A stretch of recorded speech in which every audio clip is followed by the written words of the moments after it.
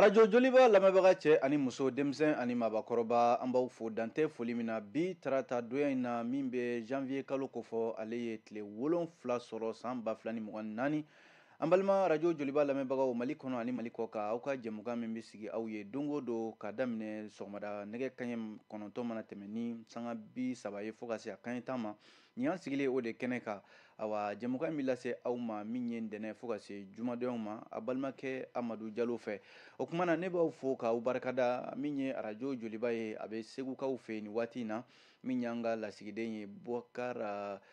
sidibe ni dɔw kama ko derika ale kelen bɛ ka wa nɛgɛ karafe banba ye an b'a na ka cɛdenw bɛɛ lajɛlen fo sɔgɔmada in na min ye sikasokaw fɛ arajo joliba bɛ lamɛn fana 103.8 ka yen nɔ kuma na sikaso n'a lamini bɛɛ lajɛlen minnu bɛ kan lamɛn sɔgɔmada in na an b'a fɔ ɲɛna u ni sɔgɔma min ye kumaso kɔnɔ ya ayiwa maa min bolo bɛ nɛgɛ karafe la o ye bɔkari tarawele k'an bila an ka bɔlɔlɔ sanfɛla la n'o y'an ka page facebook ye o ye musa hayidara fo ka taa se lamini kulubali augustin eshubi isa jabikile ani awa min ye sangare ye olu bɛ ka o baara kɛ isufu sangare limanaw nin y'an sigilen ye awa kɛnɛ kan o kumana jɛka baara de don baara in awa an bɛ fara ɲɔgɔn kan k'a kɛ walasa aw minnu bɛ k'an lamɛn a ka se ka ja sanumanw sɔrɔ ani kumakan sanumanw sɔrɔ awa k'aw fo ka aw waleɲuman dɔn limanaw gafew bɔra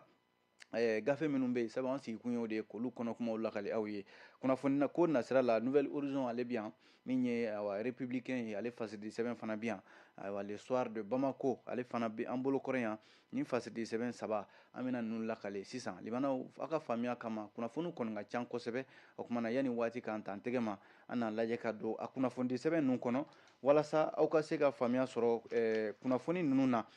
an b'a daminɛ ni fasiridi sɛbɛn min ye an k'a ma ko nouvelle horizon limanaw fasiridi sɛbɛn in y'a jira k'a fɔ ko mali bɛ fɛ k'a ka wa sɔrɔ ko yɛrɛ ka yakubaya ka dɔ fara a kan o tɛ kɛ ni bole ma bila limanaw nafolobatigiw ma diɲɛ magobatigiw minnu ni mali bɛ baara la ɲɔgɔn fɛ n'an k'u ma ko partenaire technique et financier limanaw mali jamana ɲɛmɔgɔ min n'a bɛ premier ministre la bi n'o ye général de division abdulayi mayiga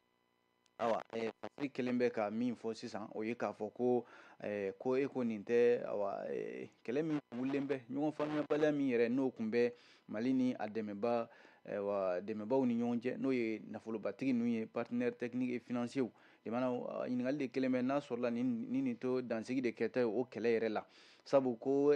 kunnafoni min ditɔ filɛ nin ye o b'a yira k'a fɔ ko mali ni awa jamana caman bɛ yen i n'a fɔ occidentaux nafolobatigiw don jamanaw kuma bɛɛ i b'a sɔrɔ olu mago bɛ jɔ mali la o ni mali bɛ baara kɛ ɲɔgɔn fɛ awa mali premier ministre n'o ye général de division abdulayi mayiga awa ko kununko ntɛnɛn awa janvier kalo tile 6 in na san 2025 awa ko a ye lasigiden damadɔ a ye olu bisimila olu fɔfɔra ɲɔgɔn kɔ n'i y'a lajɛ awa lamɛrikɛnw ka lasigiden min bɛ mali kɔnɔ yan ka taa se kanadakaw ka lasigiden min bɛ yan min bɛ palestine olu fana ka lasigiden min bɛ mali kɔnɔ yan awa k'a n'u ye ɲɔgɔn ye u kumana limanaw kuma bolila min kan o ye sɔrɔko ye mali yɛrɛ ka sɔrɔ bɛ se ka sira kilennen ta cogo min na ko gouvernement ye dayɛlɛ awa investisseurs ye n'o ye nafolobatigiw ye k'u ka na mali dayɛlɛlen bɛ u ye u ka na baara kɛ limanaw yɔrɔ nin baara in nin kun ɲɔngirila a mɛnna kabi awa fanga dafiri kɛra san 2020 waatiw la awa mali kɛra i b'a fɔ ko a kɛra kɛrɛfɛden de ye awa diɲɛ awa kɛnɛbaw kan hali n'i y'a lajɛ min ye maa minnu bɛ yen ni awa nafolobatigiw don n'olu ko k'u bɛna u ka nafolo don jamana kɔnɔ ka baaradaw dayɛlɛ awa a bɛ san 4 bɔ sisan limanaw nin baara ninnu caman jɔlen bɛ min ye premier ministre ye ale ka se ka awa kuma lase ka dayɛlɛ ka jigiya di ninnu ma limanaw u b'a jira k'a fɔ mali kɔni bɛ fɛ awa sɔrɔko nasiraw kɔni na ka awa sɔrɔ bila sen kelen kan yɔrɔ an ka ministre min bɛ sɔrɔko yɛrɛ kunna n'o ye alifuseni sanu ye ale kun ye nin kuma fɔ a mɛnna ale ko n'i ye mali lajɛ bi mali mago bɛ investisseurs la n'o ye nafolobatigiw ye sebatigiw k'u k'a lajɛ u ka segin ka na nka abdulayi mayiga premier ministre a bɛ n'a fɔ ale de y'o fana faamuya k'a kɔni bɛ ka sira minnu ta nin kɔni ye awa ka maja dɔ da awa sebatigiw kɔrɔ o de la an y'a fɔ kuma daminɛ na cogo min na ni ye lamɛrikɛnw ka lasigiden ye awa ale ni min ye général division abdulayi mayiga ye ɲɔgɔn ye n'o ye arachina korɛni ye min bɛ kanadakaw ka lasigiden kofɔ mali la yan nɔ nicolas simardi ale fana bisimilara limanaw o bɔlen kɔ ye Palestine kaw ka lasigiden min fana bi yan n'o ye Hadi Sheibli ale fana bisimilala premier ministre fɛ limanaw kumaw fɛn fɛn tɛmɛna o ni Mali premier ministre ni ɲɔgɔn cɛ dɔwɛrɛ tɛ dɛ ko dayɛlɛlen bɛ aw ye fereke foyi tɛna don aw ka baara la Mali kɔnɔ yan ni baara boloda de b'aw bolo walima ni nafolo de b'aw bolo ka don Mali in kɔnɔna la a ye nana ye awa ko sabu ni waati na limanaw jateminɛ min kɔni kɛn bɛ fasiri ka kuma laban na o ye k'a fɔ de Mali sɔrɔ awa jiginna kosɛbɛ n'i y'a lajɛ diɲɛ sɔrɔtɔw kɔrɔ sabu o bɛ dɔn min na o ye k'a fɔ Mali den kelen kelenna bɛɛ lajɛlen limanaw u ka sɔrɔ min bɛ awa sɔrɔ kɛ sisan awa nafolo ka gɛlɛn sa Mali kɔnɔ dɛ ni wele bilala ninnu ma u ka na o ye awa kibaruya duman de ye Nouvelle Horizon ka kuma don limanaw ale Nouvelle Horizon kelen y'a jira k'a fɔ ko n'i ye jateminɛ kɛ min ye sɔrɔ ko kibaruyaw la halisa grand bɛ ni i bɛ fɛ ka wari sɔrɔ sisan i bɛ taa PMI Mali la i bɛ so ta i bɛ so ta so PMI Mali limanaw n'o ye Paris Mutuel Urbain ye awa a jarala k'a fɔ ko ni awa san tɛmɛnen in na san 2024 awa PMI Mali kɔni kɛra sababu ye ka maa caman de kɛ millionnaire ye yɔrɔ an bɔra ka nafolo ko fɔ sisan nka cakɛda bɛ Mali kɔnɔ yan awa ni gɛrɛjɛgɛ suruku gɛrɛjɛgɛ kɔni b'i la awa i bɛ se ka i gɛrɛjɛgɛ sifilɛ ye a bɛ se ka nafolo caman sɔrɔ n'i y'a lajɛ ko Maliden maa min kɛra millionnaire ye n'o bɛ se k'a fɔ bi million maralen b'a bolo limanaw k'a bɛ se maa 3,334 awa k'o de kɛra million tigi ye Mali kɔnɔ san 2024 tɛmɛnen ka sababu kɛ PMI Mali n'i y'a lajɛ olu la miliyari 61 o de tilala u ni ɲɔgɔn cɛ u ka awa sobon na n'i y'a lajɛ limanaw ko société Paris Mutuel Urbain ni bɛɛ b'a dɔn PMI Mali la awa ko a ka baara wɛrɛw kɔfɛ n'o ye fasodenw yɛrɛ dɛmɛni ye awa u ka sigiyɔrɔw la ko PMI Mali awa ko don o don k'a bi Maliden kelen kelenna dɔ kɛ awa million tigi ye min b'o sɛmɛntiya o ye k'a fɔ san 2024 tɛmɛnen na awa kunnafoni minnu kɔni sɔrɔla limanaw a jarala k'a fɔ ko miliyari 61 sefa wari million 983 a n'a kunkanfɛn k'o de sera ka tila awa sobonnaw ni ɲɔgɔn cɛ PMI Mali ka sobon nasiraw la n'i y'a lajɛ ko san 2024 tɛmɛnen in na limanaw ko min yɛrɛ kɛra la awa kunba yɛrɛ ye min nafolo kasabi bonyana kosɛbɛ ni o bɛɛ kabara o la limanaw o bɛ se million 81 ani a n'a kunkanfɛn maa kelen y'o sɔrɔ limanaw PMI Mali ko Nouvelle Horizon ka kunnafoni na o de ye cogoya la ko n'i y'a lajɛ awa maa 3,000 ani maa 334 awa olu de kɛra million tigi ye nin cogoya in na san 2024 min kɔni tɛmɛna limanaw ni dɔw ko gɛlɛya bɛ Mali kɔnɔ nka dɔw minnu y'u gɛrɛjɛgɛ si filɛ PMI Mali la awa an bɛ don min na ko bi maa bɛ se k'a fɔ olu Mali gɛlɛya ko in olu ɲinɛna a kɔ dɛ hakililajigin na société Paris Mutuel Urbain n'o ye PMI Mali ye awa ale kɔni hali n'a sɔrɔla Mali la awa sɔrɔko gɛlɛya bɛ yan nafoloko gɛlɛya bɛ yan ko a ka awa sigi min kɛra n'o ye conseil d'administration ye o tako 62nan min kɛra awa ntɛnɛn décembre kalo tile 23 o kɛnɛ yɛrɛ ka ye ko Paris Mutuel Urbain y'a jira k'a fɔ tiɲɛ yɛrɛ la awa nafoloko gɛlɛya bɛ Mali kɔnɔ dɛ sɔrɔ tɛ labɔli kɛ nka PMI Mali sera ka i jɔyɔrɔ la awa baara o baara bɛ yen n'a tun kan k'o kɛ ka se ka jaabi ɲuman sɔrɔ o la o b'a jira k'a fɔ ko PMI Mali awa a ka taabolo a ka mara cogoya bi Mali kɔnɔ awa maa bɛ se k'i jigi da ka sango sotalaw limanaw kunnafoni de ye nin ye an ye nin bɔ Nouvelle Horizon kɔnɔ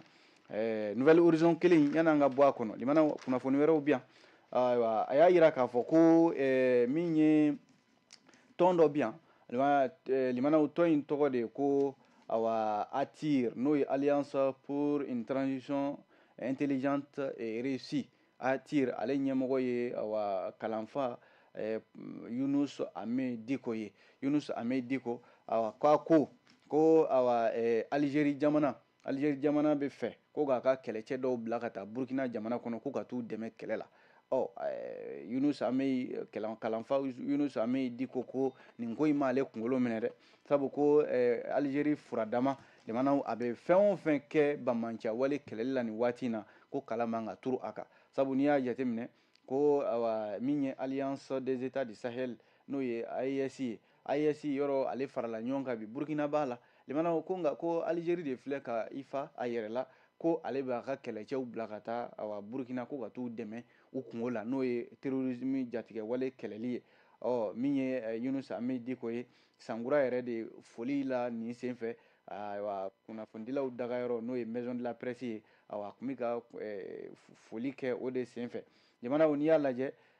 Yunus Ahmed Diko a ko ATIR ka ni Sankura foli ko a bɛ daminɛ ni min ye o ye furanjɛla fanga ɲɛmɔgɔw dɛmɛni de ye sabu ko transition ɲɛmɔgɔw bilama u ye fɛn min fusaya o ye kumaɲɔgɔnya ye bɛn ni kelenya u bɛ se ka sabati cogo min na o dɔ tɛmɛsira ye dialogue intermalien min kɛra Mali la yan n'u k'a ma DIM jamanaw o kɛra sababu ye ka se ka maliden caman ka kumakanw ta maliden caman fɛla ye min ye bɛn sira kan ka se ka o sabati a ko an bɛ don min na i ko bi min ye o de senfɛ a ka sɔrɔ k'i da don Algérie ko la Algérie min n'a kibaruya sɔrɔla k'a fɔ ko k'a b'a ka kɛlɛcɛw bila ka taa Burkina Faso ko ka taa u dɛmɛ u ni Burkina dancɛw ka taa se fo Mali yɛrɛ woroduguyanfanw n'o bɛ taa Burkina ni Benin ni Côte d'Ivoire fanfɛlaw la Yunus Ahmed Diko de ko nin ko in kɔni m'ale kunkolo minɛ ale kɔni bɛ min fɔ Burkina jamana ye sabu Burkina ni Mali u bɛɛ lajɛlen de bɛ kulu kelen kɔnɔ sisan bɛɛ de bɛ kundenna kelen na n'a ma ɲɛ k'a fɔ ko Algérie yɛrɛ ni Mali bɛ dancɛ la Algérie furadama ni Mali dancɛ in basigi ma se ka n'a ye wa Algérie furadama a bɛ dogodogonin dogo la n'a ko a finen don bi a b'a fɔ a jɛlen don sini ani Faransi ka jɛ kuma dɔw la ani Faransi bɛ jagoya kɛlɛ tigɛ ɲɔgɔn na nka ko o kɛlɛ in yɛrɛ o bɛ n'a fɔ ni maaw y'a dabɔ a kama k'a kɛ i n'a fɔ u bɛ kɛlɛ la yɔrɔ maa tɛ se ka kala turu o kan ko Algérie danayaba tɛ se ka d'a kan a filɛ nin ye k'a fɔ k'a bɛ a ka kɛlɛcɛ minnu bila ka taa Burkina nin cogoya la Burkina dun n'i y'a lajɛ filaw bɛ yen bamananw bɛ yen mɔsiw bɛ yen min ye kɔrɔbɔrɔw bɛ yen jamanaw ka taa se siya caman ma ko bamanca wale min yɛrɛ bɛ ka kɛ yen nɔ bi jamanaw Mali ni Burkina y'a dɔn k'a fɔ kɛlɛ in fara ɲɔgɔn kan de b'a kɛlɛ kɛ kabi san joli nin kɛlɛ in bɛ senna Algérie faralen nin jamana jumɛn kan k'a fɔ k'a b'u u dɛmɛ bamanca wale kɛlɛli la kɛlɛ yɛrɛ selen ban ye tuma min na Algérie de ko k'ale bɛ taa fara min ye Burkina kan waati min na CEDEAO ye kalo 6 ɲangi bila Mali kan Algérie kumakan mɛn wa k'a na Mali dɛmɛ wa nin bɛɛ ye Yunus Ahmed Diko ka kuma ye ko nin bɛɛ ye misali ye ale kɔni tɛ kala turu Algérie ka nin kuma in kan wa k'a bɛ ladilikan de di Burkina Faso kaw ma sabu u ni malidenw bɛɛ ye baden kelenw de ye bi u k'u jija Algérie ka nin ko in u k'u janto yɛrɛ la dɛ janto yɛrɛ la de kɔrɔcogo ka ɲi limanaw Nouvelle Horizon kelen in ka kunnafoni la min bɛ kunnafoni min n'o fana bɛ Nouvelle Horizon kelen in kɔnɔ limanaw a jarala k'a fɔ ko kalata kow labɛn na san nataw la ko jɛkulu 14 ɲɔgɔn na olu de farala ɲɔgɔn kan Mali kɔnɔ yan n'u ka jɛkulu tɔgɔ ye ko Mali Horizon 2035 ninnu fana y'a jira k'a fɔ ko u ye fara ɲɔgɔn kan jɛkulu min fara ɲɔgɔn kan sa n'u ka plateforme Mali Horizon 2035 u bɛɛ lajɛlen de jɛra k'u bolonɔ bila sɛbɛn na u kɛra kunnafonidilaw tɔgɔla soba la maison de la presse jamanaw a kɛra politiki tɔn ɲɛma caman de ɲɛna a kɛra hali fasoden jama ka jɛrɛjɛkulu olu caman ɲɛna maa min bɛ nin kotigiya la o ye Sulemani Satigi Sidibe de ye jɛkulu kura in ale de b'a ɲɛmaya la a y'a jira k'a fɔ ko nin jɛkulu min farala ɲɔgɔn kan sisan ko jɛkulu in bɛ fɛ ka a tɔgɔ to Maliko la sabu ko n'i y'a lajɛ don nataw la a k'a fɔ ko sinfinna jɛkulu dɔw walima jɛrɛjɛkulu dɔw farala ɲɔgɔn kan ka Mali kɛlɛ kɛ walima ka Mali siniɲɛsigi k'o k'u kungo ye walima ka fara furanjɛla fanga ɲɛmɔgɔw kan k'u dɛmɛ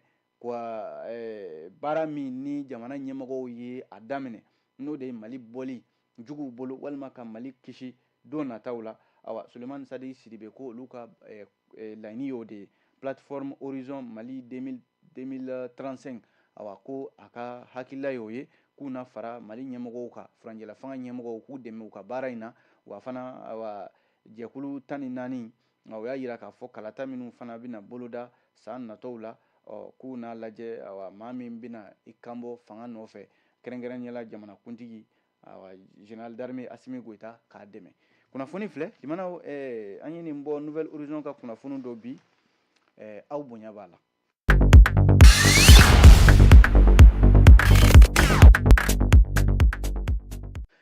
ni an bɔra yen nɔ limanaw fasiriti sɛbɛn min bɛ yen n'an b'o ta o ye le républicain ye a kumana halisa mali finitigiw kɔni bɛ fo de limanaw bamanciw kɛlɛli la a jarala k'a fɔ ko républicain ka fasiri kɔnɔna la bi awa bamanci jɛkulu ɲɛmɔgɔba min bɛ yen ni ale kun ɲininen bɛ mali finitigiw fɛ limanaw n'o ye awa abu arakiya ale kun jɔyɔrɔ ka bon ayiwa état islamique o grand sahara jɛkulu kɔnɔna la kosɛbɛ n'u k'a ma ko EIGS fasiri y'a jira k'a fɔ ko armée malienne awa k'u filɛ nin ka ayiwa koba de latɔn EIGS tɔn na sabu a jala k'a fɔ juma janvier kalo tile 3 san 2025 Mahamad Ould Erkey alias Abu Arakiya walima dɔw k'a ma ko Abu Hash limanaw ni bamanci jɛkuluba min filɛ nin ye a jala k'a fɔ mali finitigiw ka wulikajɔba dɔ ayiwa secteur Amasara CAD awa ni Burema cɛ kilomètre 120 ɲɔgɔnna a bɛ taa o la a bɛ Gawo mara de kɔnɔna la limanaw ko nin kɛra tamasiyɛnba de ye min ye jatigɛwale kɛlɛli la mali kɔnɔ yan communiqué min n'o kɛra état major général des armées fɛ sibiri janvier kalo tile 4 état major général des armées a sɛbɛntiya k'a fɔ ko min ye awa ni ɲɛmaaba in ye a tara a tɛgɛ ma a minɛna awa mali finitigiw fɛ o b'a jira k'a fɔ ale kɔni ka kɛlɛ o jiginna so ni jugu minɛna ka ban limanaw o ye kɛlɛ jiginnen so de o ko nka limanaw a jala k'a fɔ ko kabi san 2018 ni cɛ min tɔgɔ fɔlen filɛ nin n'o ye abu arakiya ye ayiwa ko bamaci wale dɔ kun kɛra Inwelan san 2018 waati k'a jɔyɔrɔ bonyana o la limanaw o yɛrɛ senfɛ ala ka kurarɛnba in ko o de fana yɛrɛ o jenina o senfɛ ni cɛ in ka walejugu la mali finitigiw k'u ka wulikajɔ kɛra sababu ye ka tɛgɛ kɛ a la wulikajɔ in senfɛ min ye Abu Hash ko a minɛni la bololafɛn minɛ kɛlɛkɛminɛ caman de minɛna a nɔfɛ i n'a fɔ mugu minnu bɛ don dugumakolo jukɔrɔ n'o ye engin explosif improvisé ka taa se mugu minnu bɛ ci o n'a ɲɔgɔnna caman ko a sɛbɛntiyara mali finitigiw fɛ fana k'a fɔ ko cɛ in ko ani bamaci jɛkulu ɲɛmɔgɔ dɔw fana tun bɛ baara la ɲɔgɔn fɛ n'o ye Abdul Walid al Sharawi Abdul Hakim al Sharawi k'o sɛbɛntiyara ka bɔ yen fana état major général des armées y'a sɛbɛntiya fana k'a fɔ Mahamad Ould Erkeyil ko maa do fana min n'ale ka wulikajɔ kun bonyanen bɛ jatigɛ wale la bamaciya wale ani ka bin mɔgɔw kan n'i y'a lajɛ limanaw ko terroriste ɲɛmɔgɔ minnu bɛ yen ni mali finitigiw kɛra sababu ye ka olu bɔnɛ u ni na i n'a fɔ Osama Madalo Abu Huzaifa k'a n'olu fana bolo tun bɛ ɲɔgɔn bolo tiɲɛni na mali kɔnɔ yan nin cɛ in kɔni minɛnen mali finitigiw fɛ o b'a jira k'a fɔ ko min ye bamaciya wale halisa fama n'o ye forces armées maliennes u b'u se de la halisa mali dugukolo ka furan ka jɛ ko a tɛ dɔgɔkun kelen yɛrɛ bɔ min ye Musa Ima Jalo nin kɔni y'an jalolakaw tɔgɔ tiɲɛ dɛ k'ale ye numéro 2 Katiba Masina limanaw k'ale fana kɔni bɔnɛna nin na min ye mali finitigiw fɛ alliance des états du Sahel n'o ye AES jamanaw olu ka wulikajɔ dɔ sababu la ko yan'ale fana ka fa min ye Ahmed Ag Dita ale fana ye bamaci ɲɛmɔgɔba dɔ EIGS tɔgɔ la ale fana tara tɛgɛ ma décembre kalo tile 15 san 2024 Menaka ale mara kɔnɔ limanaw Majasa Kaba Jakite de ye nin sɛbɛn ale républicain kelen y'a jira k'a fɔ limanaw mali diinɛ ɲɛmɔgɔba min bɛ yen bi n'a ka minɛni ko ni dɔw yɛrɛ ko tora la n'o ye Amadu n k'a fɔ Cɔrnɔ Amadu Hadi Tal limanaw n'o ye Tallakaw ka ni kalifa in ye Tijaniya lasigiden don Nioro du Sahel ale dugu nɔrɔma in kɔnɔ limanaw a jarala k'a fɔ a minɛna décembre kalo tile 26 san 2024 limanaw nka kunnafoni kɔni ma sɔrɔ fɔlɔ k'a fɔ de ko a fagaliko kuma min n'o bɛ ka yaala yaala maaw ni ɲɔgɔn cɛ sabu a ka somɔgɔw n'o y'a ka du ye n'o ye Cheikh Umar Tal yɔrɔ Cheikh Umar Tal mali diinɛ la ni y'ale tɔgɔ fɔ ka ban a dɔnnen don o de mɔden don limanaw o ka lasigiden don n'i y'a lajɛ kumakan dɔ de bɛ yen min sɔrɔla Katiba de Masina Amadu Kufa ale ka kumakan don ko kumakan in miniti damadɔ a jala k'a fɔ ko a ka kumakan in na k'a ko Cɔrnɔ Amadu Hadi Tal ale minɛni la ko a na kɛ u kɛtɔ k'a ɲininka minɛni jasoli la ka taa ko a na kɛ a joginna ko joginda in a na kɛ ko ma ku a la limana ko joginda in kɛra sababu ye ko a fatura o kumakan in de fɔra awa min ye Amadu Kufa n'o ye katiba de Masina o ɲɛmaaba in ye kuma in kɛra tiɲɛ ye sa wa a ma kɛ tiɲɛ ye sa wa walima ka don maaw n'u hakili cɛ n'u k'a ma manipulation o de don wa sabu fasiri yɛrɛ kɛlen bɛ k'o ɲininkali de tomi kɛ yan a mana kɛ cogo o cogo kumakan min kɔni bɔra k'a fɔ min ye Cɔrɔnɔ Amadu Hadi Tali ka fatuli ko in ye awa a somɔgɔw kɔni ma sɛmɛntiya sabu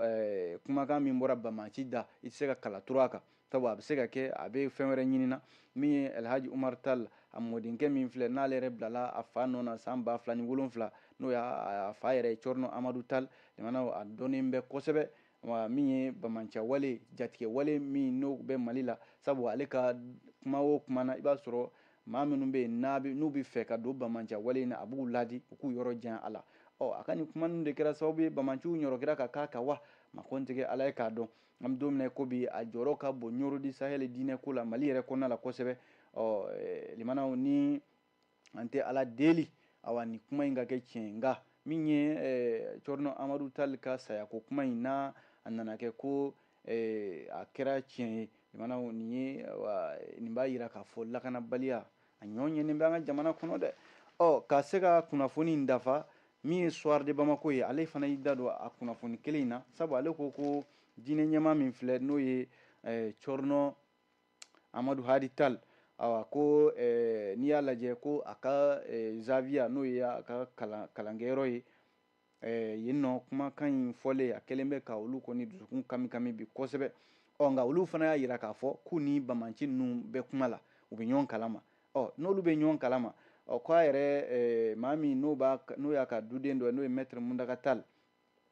limanaw bɛɛ bɛ Muntaka Tali dɔn Muntaka Tali y'a yira k'a fɔ ko maa tɛ se ka kunnafoni in sɛmɛntiya fɔlɔ n'o ye diinɛ ɲɛmaa in Amadu Hadi Tali ale ka Cɔrɔnɔ Amadu Tali ka fatuli maa tɛ se ka kunnafoni in sɛmɛntiya ko olu yɛrɛ ye kunnafoni in mɛn bɔlɔlɔw sanfɛ i n'a fɔ Mali den tɔw y'a mɛn cogo min na nka limanaw an bɛ waati min na ko sisan jamana ɲɛmɔgɔw fana ma kunnafoni jɔnjɔn di nin ko in na fɔlɔ k'a fɔ ayiwa Cɔrɔnɔ Amadu Tali bɛ yɔrɔ min na a bɛ Bamanciw de bolo wa a bɛ fan min fɛ jamana ɲɛmɔgɔw fana kunnafoni ma sɔrɔ olu fan fɛ fɔlɔ limanaw kunnafoni filɛ nin ye an ye nin bɔ Républicain kɔnɔ ani Soir de Bamako bɛ ɲɔgɔn dafa aw bonya b'a la.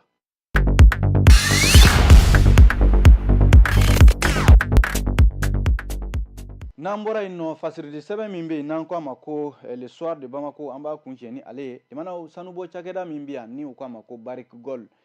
Barrick Gold ni Mali fanga Mali ɲɛmɔgɔw cɛ halisa don bɛ fɔ ɲɔgɔn kɔ nka ni cakɛda in ani Mali jamana ɲɛmɔgɔw halisa ko u tɛ ka ɲɔgɔn faamu Barrick Gold yɛrɛ kɔni bɛ fɛ yɛrɛ de k'a ka baaraw sonsoro fɔlɔ sabu a jala k'a fɔ Barrick Gold ka sanu bɔyɔrɔ min n'o ye Lulu Gungoto ye ko sanu caman de bɛ yen min lasogolen bɛ nka jamana ɲɛmɔgɔw ye bolo d'a kan fɔlɔ sanu in k'a tɛ bɔ fo code minier kura yɔrɔ o ye sariya kura ye sɛbɛn kura don min dilanla Mali dugujukɔrɔ nafolo ko la Mali ta tɛna kɛ dɔrɔn ko sanu bɛ bɔ walima dugujukɔrɔ nafolo bɛ bɔ a bɛ salo ka taa n'a ye ten o de banna code minier kura min n'o dilanla limanaw a na kɛ o de sariya bolitɔ don Barrick Gold kan Barrick Gold a na kɛ ale kɔni tun bɛ sanu de bɔ limanaw a bɛ taa n'a ye a bɛ kɛ a bɛ Mali bolo lasɔn code minier kura min bɔra nin ye a jala k'a fɔ u ka sanu min n'o bɛ bɔ Lolo Gungoto ko Mali ye tɛgɛ da sanu caman de kan k'a mara fɔlɔ yanni ɲɛ ka dɔ ko la sabu a jala k'a fɔ Barrick Gold limanaw u bɛ bɛnkan min b'u ni jamana ni ɲɔgɔn cɛ bɛnkan in u bɛ bɛnkan in sɔsɔ kuma bɛɛ bɔ de nana k'a kalama min b'u bolo o minɛna fɔlɔ yanni u bɛ bɛn ko la Barrick Gold y'a yira k'a fɔ ko a ma sɔn nin kumakan in ma wa k'ale yɛrɛ bɛ fɛ yɛrɛ k'a ka baaraw jɔ n'o ye Lolo Gungoto ye o sanubɔyɔrɔ in na n'i y'a lajɛ Barrick Gold ɲɛmɔgɔ n'o ye Mark Bristow a y'a yira k'a fɔ ko nin na kɛ olu ka baara yɛrɛ jɔ sababu ye sabu jamana bɛ ka min fɔ olu ma jamana bɛ ka jalaki min bi olu kan olu kɔni min u yɛrɛ ye jalaki in kɔnɔ a y'a yira k'a fɔ ko baarakɛla maa 8,000 min bɛ u fɛ yen ani u ni maa minnu bɛ baara kɛ ɲɔgɔn fɛ n'o ye fournisseurs ye k'olu caman bɛ yen olu ka baara na jɔ fɔlɔ nin sababu la sabu n'a fɔra k'a fɔ olu ka sanu min bɔra ni jamana y'a tɛgɛ da o kan limana ko kunungo ntɛnɛn janvier kalo in tile 6 bariki goldu ɲɛmɔgɔ in a bɔra ka nin communiqué in de kɛ k'a fɔ ayiwa olu ka baara n'a a bɛ nin dabolo kan u ni jamana ɲɛmɔgɔw cɛ olu na baara in sonsoro fɔlɔ yani ɲɛ ka sɔrɔ ko la limanaw ale Soir de Bamako kelen in ka kuma la n'i y'a lajɛ ko min bɛ tali kɛ parti politiques kunkanko kuma bi yan a jarala k'a fɔ ko kalata kɔni a bɛ labɛn na yani a ka se ko jamana ɲɛmɔgɔw ye wele bila parti politiques ma kɛrɛnkɛrɛnnenya la minisiriso min bɛ mara cɛman bɔli kunna maa min bɛ ale kɛrɛfɛ n'o ye Mamani Nasire ale min n'ale bɛ kɛrɛfɛ minisiriya la jamana a ka baara bɛnnen bɛ min ma o ye kalataw labɛnni ko ani yɛlɛmani minnu bolodalen bɛ n'o ye réforme ye ale de b'o baara la k'a ye lettre ci politique tɔnw ma jamanaw k'a f'u ɲɛna ko u k'u labɛn yani mars kalo tile 14 natɔ in cɛ kuma kan ka sɔrɔ u da walima min b'u fɛ parti politiques yɛrɛ ka lahalaya la Mali kɔnɔ u kan ka bila minɛn min kɔnɔ ani fanga sina tɔn ɲɛma n'o ye chef de file de l'opposition ye ale ka lahalaya ko u ka fɛɛrɛ kɛ u k'o kɛ sɛbɛnni ye walima u k'a ci bɔlɔlɔ sira fɛ ka taa minisiriso in ma u ka hakilila ye min ye parti politique yɔrɔ parti politique sariya de bɛ a ko la Mali kɔnɔ yan a jala k'a fɔ ko sariya min n'o ye loi numéro 05-047 du 18 août 2005 o bɛ parti politiques ka lahalaya de kofɔ ani min bɛ tali kɛ fanga sina n'o ye chef de file de l'opposition ale ka lahalaya n'i y'a lajɛ ni charte de parti politique a bɛ min fana kofɔ limana o de ye k'a fɔ ko parti politiques nafolo min bɛ bɔ ka di u ma n'o ye aide aux partis politiques ye o ka lajɛ ani parti politiques u ka baara min kalifara u la limana n'i ye politique tɔn kɔni sigi ka ban o ye maa caman de farala ɲɔgɔn kan hakilila ye kelen ye ni hakilila ye kelen ye tɔnden fɛn fɛn b'a kɔnɔ olu kan ka kalan jamana taabolo kan ka fɔ u ye fɛɛrɛw kan ka yira u la ka jamana yɛrɛ bɛ mara cogo min na k'o fɛɛrɛw yira u la nin de ye baara ye min kalifalen bɛ parti politiques la ani ka fara ɲɔgɔn kan kalata ka kɛ u ka fanga ɲini n'a fɔra k'a fɔ o baara kalifar'u la parti politiques kana kɛ laɲini fana kɛra dialogue intermalien na ko ka dɔ bɔ parti politiques la dɔbɔli min filɛ nin ye jamana a bɛ n'a fɔ o de kuma de setɔ filɛ nin sabu a fɔr'u ɲɛna ko yani juma mars kalo tile 14 san 2025 yani o cɛ k'u k'a lajɛ min b'u fɛ u yɛrɛ ka lahalaya la u k'a kɛ sɛbɛnni ye u k'a ci ministère de l'administration territoriale ma ka se ka sigi k'a kan parti politiques ka sini ma sinikɛnɛ ma a bɛ kɛ cogo min na u ka se ka danganamaya jamana faamaw fɛ limanaw an bɛ kunnafoni kuncɛ teliyala ni min ye o ye Orange Mali baarakɛyɔrɔ n'a ka baarakɛla kɔrɔ dɔw bɛ ɲɔgɔn na faamuyabaliya b'u ni ɲɔgɔn cɛ ko nka Orange Mali ko a tɛna taa sariya ɲɛma fiyewu sabu ko janvier kalo tile 27 natɔ in na ka se ka taa yɛrɛ jɛya baarakɛla minnu bɛ yen n'u gɛnna ka bɔ baara la n'u hali sini u t'a dɔn u gɛnna ka bɔ baara la kun min na ko nin baarakɛla ninnu bɛna fɔ u bɛ baara la Orange Mali bolo waati ni waati n'o ye travailleurs temporaires ye limanaw ko sɔɔni kɔni k'u ka lahalaya u ni Orange Mali cɛ sɔɔni a bɛna dɔn sabu kunnafoni minnu Soir de Bamako ye kunnafoni minnu sɔrɔ a jala k'a fɔ ko kalo damadɔ Orange Mali k'a na taa o jaabi na dɔn sabu ni kalo in tile 27 a na t'i jɔ sariya ɲɛma sabu ko sariya tigilamaw yɛrɛ wele bila Orange Mali ɲɛmɔgɔw ma limanaw k'u ka na u ka ɲɛfɔli kɛ u k'u yɛrɛ jɛya ko nin ko in bɛ sen na kabi octobre kalo tile 3 baarakɛla maa 100 ni maa 50 de don u bɛɛ lajɛlen tun bɛ baara la Orange Mali fɛ i b'a sɔrɔ cakɛda dɔw bɛ yen minnu b'u baarakɛlaw ɲini ka di Orange Mali ma i n'a fɔ société conseil d'études intermédiaires SARL CEI walima agence relation main d'œuvre Mali RMO Mali olu de bɛ baarakɛlaw ɲini ka di Orange Mali ma jamanaw ko an bɛ don min na ko bi o baarakɛlaw de ta kɛn bɛ u t'a dɔn u b'u ko yɔrɔ min na ka t'u ja yɔrɔ min sabu ni dutigi kɔni gɛnna ka bɔ baara la o ka gɛlɛn dɛ ko baarakɛla dɔw yɛrɛ ɲininkara o ko n'i y'a da ale ma maa minnu y'u lase Orange Mali ma o société déplacement ninnu ko k'u gɛn ka bɔ Mali la sabu olu de ni Orange bɛ jɛ ka jɛjugu kɛ baarakɛlaw kama ka se k'u ka hakɛw tiɲɛ k'a ɲinina Orange Mali fɛ yan'a ka se nin yɔrɔ la baarakɛlaw ka hakɛ d'u ma nka a bɛna fɔ Orange Mali ma kuma in mɛn sariya fana de bɛ ko bɛɛ la sariya ye Orange Mali wele o dɔgɔduma ye janvier kalo tile 27 natɔ in u na taa ɲɛfɔli kɛ k'u jɛya kun jumɛn na ni baarakɛla 150 in u gɛnna ka bɔ baara la kun jumɛn na limanaw an b'a bila yan an ye nin sɔrɔ le soir de Bamako kɔnɔ ni ala sɔnna sini an bɛ ɲɔgɔn sɔrɔ ni gafe kuraw bɔra ka ye kɛnɛ kan k'olu lakale ne b'aw fo dantɛ foli min na segukaw an b'u fo kosɛbɛ Derick an b'i fo kosɛbɛ nin kɛnɛ in kan o tuma an ni ce a k'an bɛn diɲɛ waati wɛrɛ